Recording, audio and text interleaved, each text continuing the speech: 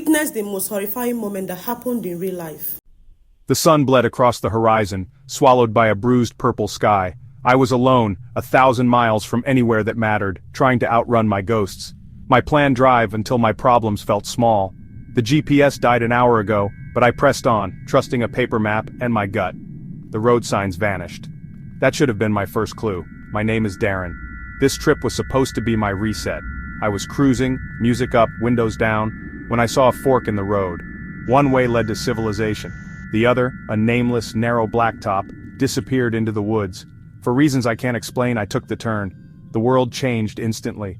The air stilled. The sounds of evening faded.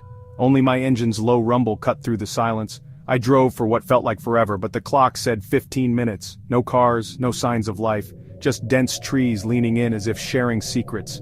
The isolation was suffocating. My unease grew. No signal, no escape. The feeling of being watched intensified.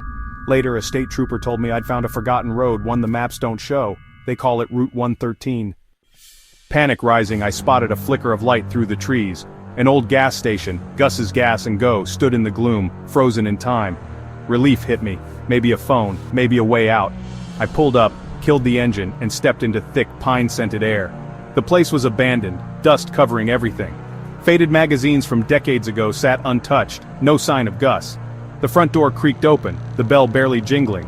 Inside, the silence was heavy, expectant. I felt like an intruder in a place that shouldn't exist. Then, a sharp metallic ringing shattered the quiet. I followed the sound to an old payphone, rotary dial, heavy receiver. It was ringing impossibly, in a place with no power, and somehow I knew the call was for me. I stared at the ringing payphone, disbelief and dread warring inside me.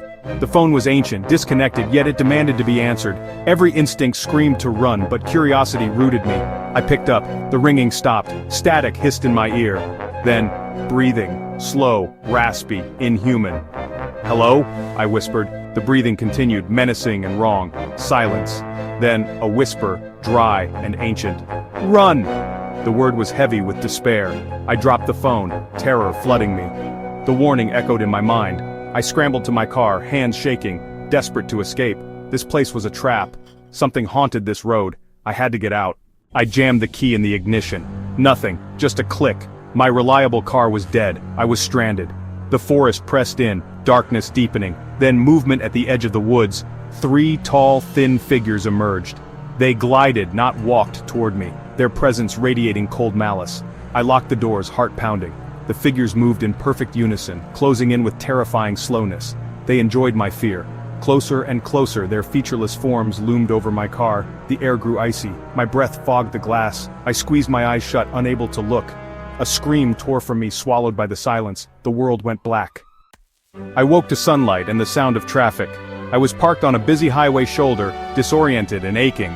The gas station, the woods, Route 113, gone. My car started without issue. I told my story to a state trooper at a diner.